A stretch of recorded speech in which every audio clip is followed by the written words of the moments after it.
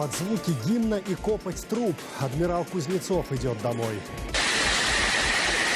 Россия сокращает свою группировку войск в Сирии. Кто устраивает кибератаки на США? Россия, очевидно, рассматривала еще более агрессивные кибердействия, усиливая кибершпионаж. Американские спецслужбы обвиняют Кремль. Дональд Трамп сомневается. В Москве новый скандал с ребенком иммигрантов. Полиция и служба опеки отобрали дочь у женщины из Узбекистана. 7 января Рождество по юлианскому календарю. Репортаж из Львова, где христианские традиции переплелись с языческими. Христос себя рождает! 40 лет со дня публикации Хартии 77, главного документа чехословацких диссидентов. Нас стали преследовать как вредителей и партизан, хотя никто из нас не был ни партизаном, ни участником сопротивления. Интервью с чешским музыкантом Вратиславом Брабинцем. Куда уезжает динозавр Диппи? В течение следующего месяца мы разберем Диппи по косточкам. Потом мы сделаем новый каркас, чтобы Диппи было удобнее путешествовать. Музей естествознания в Лондоне прощается со своим знаменитым экспонатом. События дня в настоящем времени из Праги. Сергей Дорофеев, здравствуйте. Россия сокращает группировку своих сил в Сирии. По официальным сообщениям Кремля, решение о частичном выводе войск Владимир Путин принял, исходя из рекомендаций Министерства обороны страны. Первыми Арабскую республику покинут авианосец «Адмирал Кузнецов», крейсер «Петр Великий» и сопровождающие их корабли. Об этом сообщил начальник Генштаба Валерий Герасимов. Отмечу, что подключение военных моряков к операции по борьбе с террористическими группировками позволило в кратчайшие сроки освободить от боевиков экономическую столицу Сирии Алеппо. Что кроется за формулировкой сокращения группировки, разбиралась Шахида Якуб. О выводе войск из Сирии Россия уже однажды заявляла. 14 марта 2016 года Владимир Путин приказал начать частичный вывод российских войск из Сирии. Тогда из авиабазы Хмеймим вылетели несколько самолетов военно-космических сил России. Однако потом начался захват древнего города Пальмира, российская помощь сирийскому правительству в восстановлении контроля над городом Алеппо. Вы видите восточные районы города, которые теперь полностью разрушены, в частности, в результате бомбовых ударов российской и сирийской авиации. О том, сколько и какие группы российских войск и в каком количестве будут выведены из Сирии, не уточняется. Пока российские военные говорят только об авианосной группе Северного флота. Следует заметить, что в декабре прошлого года в Сирию был отправлен так называемый чеченский спецназ. Это военнослужащие батальона специального назначения «Запад» и «Восток», дислоцированные в Чеченской республике. Их задача – охрана авиабазы Хмеймим. По крайней мере, именно так сообщила газета «Известия» со ссылкой на свои источники Минобороны России. Кроме того, недавно в Сирию была направлена группа военных инженеров и саперов. Россия начала военную кампанию в Сирии осенью 2015 года. В Сирии, по официальным данным, погибли 23 российских военных. Сейчас, во время режима прекращения огня, россияне вместе с турецкими представителями обеспечивают контроль за его соблюдением. Однако, как заявил советник оппозиционной сирийской армии Усама Абу Зейд, у российских наблюдателей серьезные трудности в работе с шиитскими формированиями. В частности, по его словам, Хезболла уже второй день не позволяет россиянам пройти в долину Барада. Это окрестности Дамаска, где сейчас идут бои между Хезболла и сирийскими повстанцами. В этом районе находится водохранилище. В результате боевых действий жители этого района, а также жители Дамаска оказались без воды. Российские кибератаки представляют серьезную угрозу для США. Главы американской разведки отчитались на слушаниях в Конгрессе. Они выразили уверенность в причастности высших должностных лиц России к нападениям, целью которых было влияние на исход недавних выборов. Избранный президент США Дональд Трамп такую версию продолжает подвергать сомнению. И вот сегодня главы спецслужб должны представить ему секретный доклад, якобы доказывающий причастность Кремля. Подробнее Екатерина Бучнева. Допрос глав разведки длился почти 3 часа. Вопросы задавал глава Сенатского комитета по вооруженным силам Джон Маккейн. В ближайшие месяцы он обещал провести еще несколько слушаний по вопросам кибербезопасности. Главной угрозой для нее считают Кремль. Россия, очевидно, рассматривала еще более агрессивные кибердействия, усиливая кибершпионаж, кражу данных и нацеливаясь на критически важные системы инфраструктуры. Москва все обвинения отрицает, но главы американской разведки подтвердили. Сейчас они еще более уверены в своих выводах. К кибератакам причастно высшее руководство России, а целью было влияние на исход выборов, а именно дискредитация Хиллари Клинтон и помощь Дональду Трампу. Однако еще до начала слушаний Маккейн заявил, их цель не пересмотр результатов голосования, а установление фактов. Во-первых, они не изменили подсчет голосов или что-то подобное. Мы не можем измерить эффект, который они оказали на сделанный электоратом выбор. У нас нет никаких средств для того, чтобы это оценить. Спецслужбы также подготовили засекреченный доклад с более подробными данными. Его уже представили действующему президенту Бараку Обаме, а сегодня покажут и избранному президенту Дональду Трампу. По данным Вашингтон-Пост, в докладе называются посредники, которые помогали передавать Wikileaks украденные письма, а также приводятся данные прослушки российских чиновников, которые, по мнению американской разведки, знали о кибератаках. Они якобы радовались победе Трампа, называя это геополитическим выигрышем Москвы. Впрочем, сам Трамп выводы разведки, это слово он в своих твитах пишет в кавычках, по-прежнему ставит под вопрос. Нечестные медиа любят говорить, что я согласен с Джулианом Ассанжем. Неправда, я просто заявляю то, что заявляет он. Люди сами должны решить, в чем правда. Медиа лгут, чтобы я выглядел так, будто я против спецслужб, когда на самом деле я большой фанат. Трамп не раз критиковал разведку и, по данным Wall Street Journal, намеревается реформировать ее в ближайшее время. Избранный вице-президент Майк Пенс называл это здоровым скептицизмом, но некоторые аналитики считают, что таким образом Трамп сам загоняет себя в ловушку. Он рассматривал это очень в таком персональном плане, он рассматривал это как подкоп под его победу. Но здесь вопрос уже государственного значения, и ему очень неудобно сейчас отказаться. И он не готов. Это человек, который, в общем-то, не созрел для государственной деятельности, он никогда не занимался политикой вообще, в принципе. А вице-президент Джон Байден и вовсе посоветовал Трампу повзрослеть. Взрослей, Дональд, взрослей. Пора быть взрослым. Ты президент. Покажи нам, на что ты способен. Профессиональное сообщество пришло к консенсусу, и у него имеются подавляющие доказательства того, что Россия пыталась повлиять на результат наших выборов.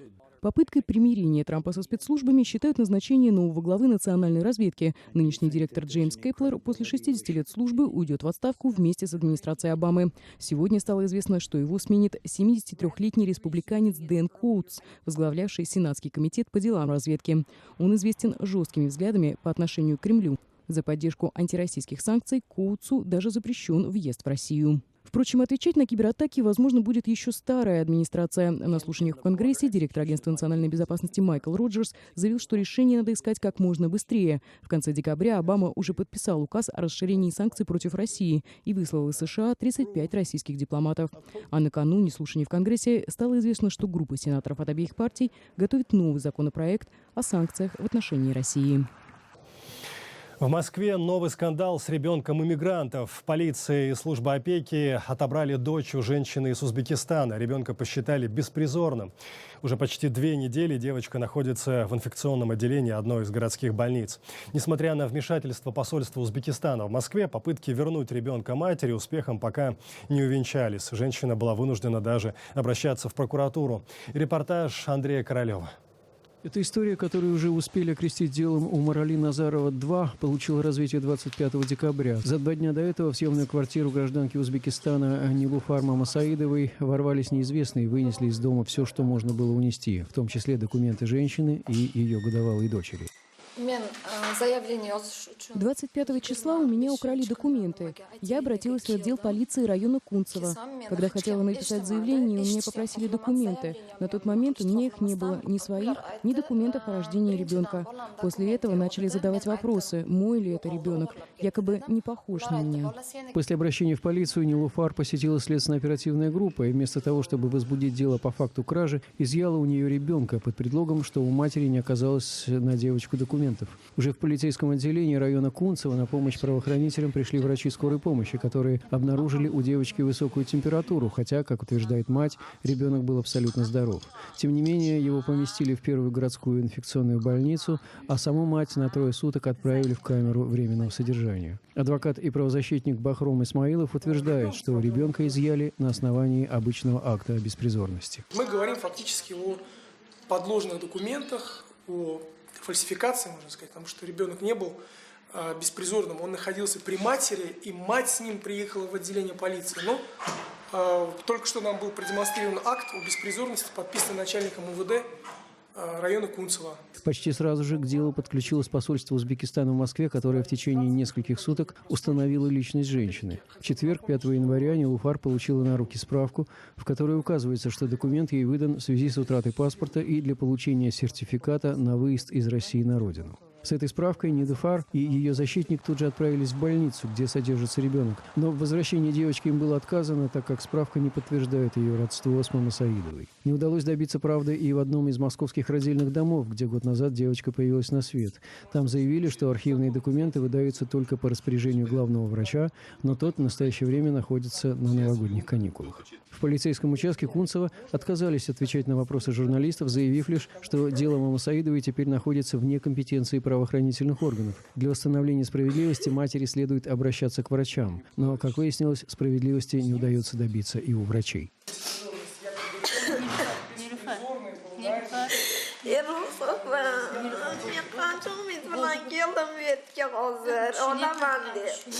Нилуфар Мамасаидова приехала в Москву в 2014 году. Здесь добилась временной регистрации и устроилась работать уборщицей в торговую сеть «Ашан». Однако и официальный статус пока не помогает женщине вернуть ребенка. Андрей Королев. Настоящее время. Москва. Настоящее время из Праги. Смотрите далее. 7 января – Рождество по юлианскому календарю. Репортаж из Львова, где христианские традиции переплелись с языческими. Христос ся рождає! 40 лет со дня публикации Хартии 77, главного документа чехословацких диссидентов. Нас стали преследовать как вредителей и партизан, хотя никто из нас не был ни партизаном, ни участником сопротивления. Интервью с чешским музыкантом Вратиславом Брабинцем. Куда уезжает динозавр Диппи? В течение следующего месяца мы разберем Диппи по косточкам. Потом мы сделаем новый каркас, чтобы Диппи было удобнее путешествовать. Музей естествознания в Лондоне прощается со своим знаменитым экспонатом. Суд перед Рождеством. В Санкт-Петербурге сегодня рассматривали дело дальнобойщика Александра Макарова. Прошлую ночь он провел в отделении полиции. Накануне вместе с коллегами водитель участвовал в протестной акции на одной из платных городских магистралей. Движение по ней в конце прошлого года открывал лично Владимир Путин. Минимальный тариф для легковых машин там 45 рублей, и в 2 раза больше должны за проезд отдавать водители грузовиков. Вот против таких тарифов и выступали дальнобойщики. Из Петербурга Юрий Баранюк. В отличие от подсудимого Александра Макарова, другим дальнобойщикам к залу суда пришлось буквально ломиться.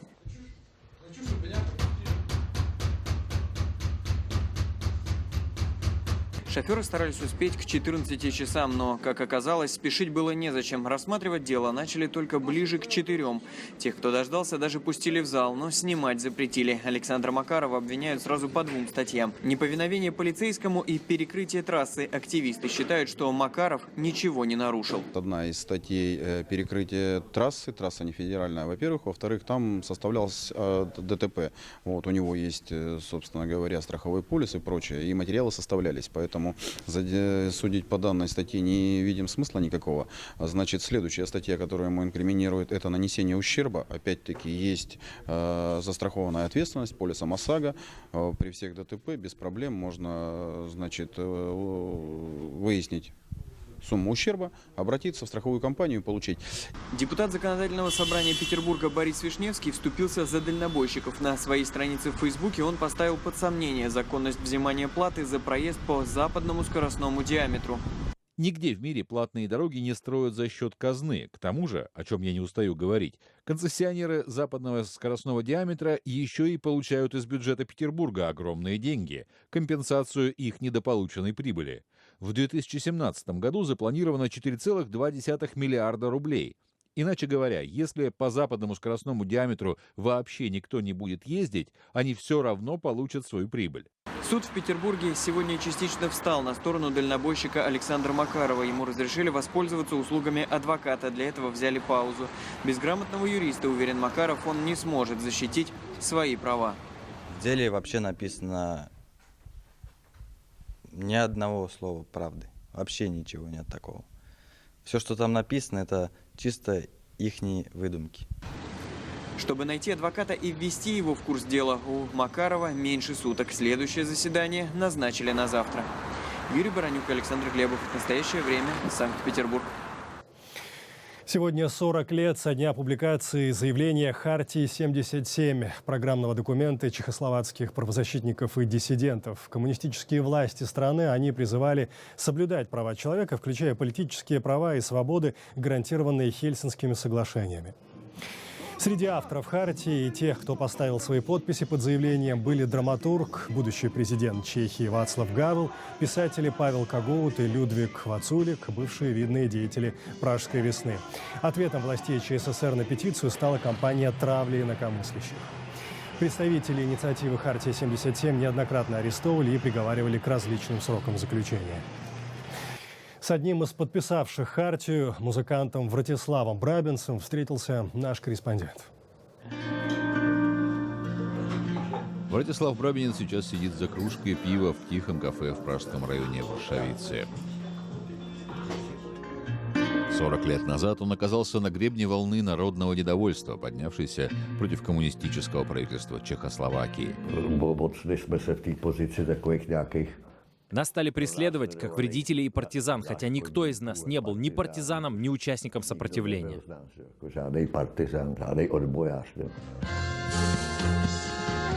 С чего же начались проблемы Брабинеца? Он играл на саксофоне в подпольной группе The Plastic People of the Universe, которая вдохновлялась такими героями контркультуры, как Фрэнк Заппа и The Velvet Underground. Непривычный музыкальный стиль группы и подпольные концерты были восприняты чешскими коммунистическими властями как угроза режиму. В 1976 году Брабинец и другие члены группы были арестованы по разным обвинениям, в том числе в нарушении общественного порядка. В итоге саксофонист несколько месяцев провел в тюрьме. Если бы они оставили нас в покое, мы бы исчезли, как многие другие группы. Сам факт того, что они нами занялись, пожалуй, оказался ошибкой в сценарии, в их сценарии. В ответ на преследование музыкантов писатель Václav Гавел и другие диссиденты подписали петицию, в которой они призывали чешские власти соблюдать основные права человека. Брабинец тоже стал одним из 240 подписантов документа, который стал известен как «Хартия-77». Когда я впервые это прочитал, я подумал, нормальное письмо. Я не видел в нем ничего плохого. Это не был призыв к революции или что мы тут все сокрушим. Однако у меня было ощущение, что после этого начнутся проблемы. Так оно и получилось.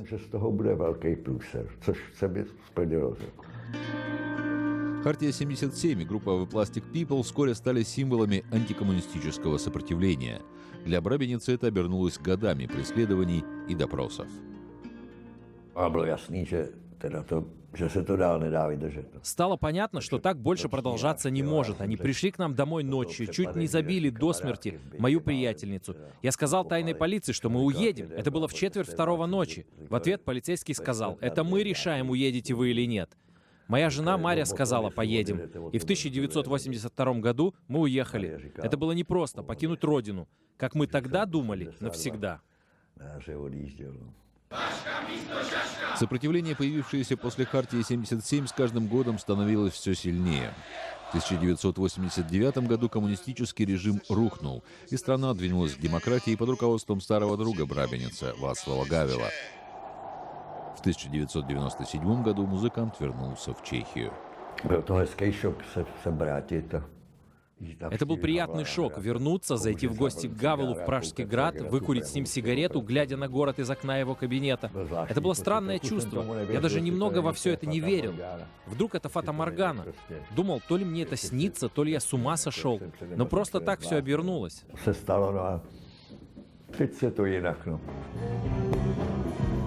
Брабинец до сих пор иногда выступает вместе с The Plastic People, которые стали легендой чешского андеграунда.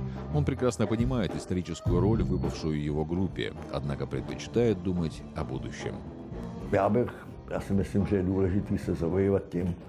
Я думаю, что надо держаться за то, что есть и происходит сейчас. Возможно, это наша главная ответственность.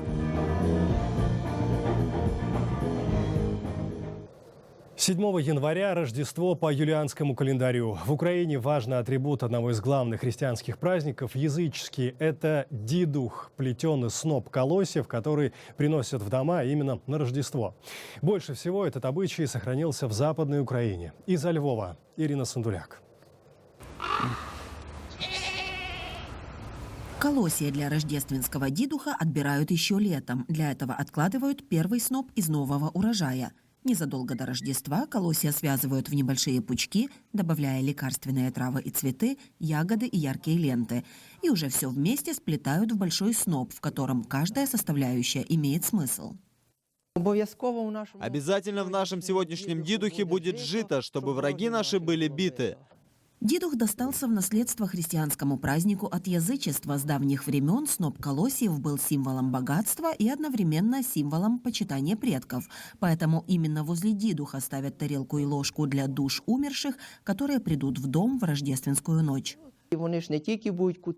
Они же не только кутью есть будут. Мы должны понимать, что они еще и будут оценивать нашу жизнь, как мы живем, достойны ли мы своих предков, достойно ли их ремесло продолжаем. Домашние дидухи по размеру небольшие. Их ставили на стол или возле икон. А вот дидух, который уже много лет подряд устанавливают в центре Львова, высотой 5 метров. Каждый год по традиции его собирают из свежих колосьев. Несколько дней работы, 8 десятков снопов поменьше. И главное рождественское украшение города торжественно выносят из ратуши. Христос ся рождає! Всякий магічний елемент.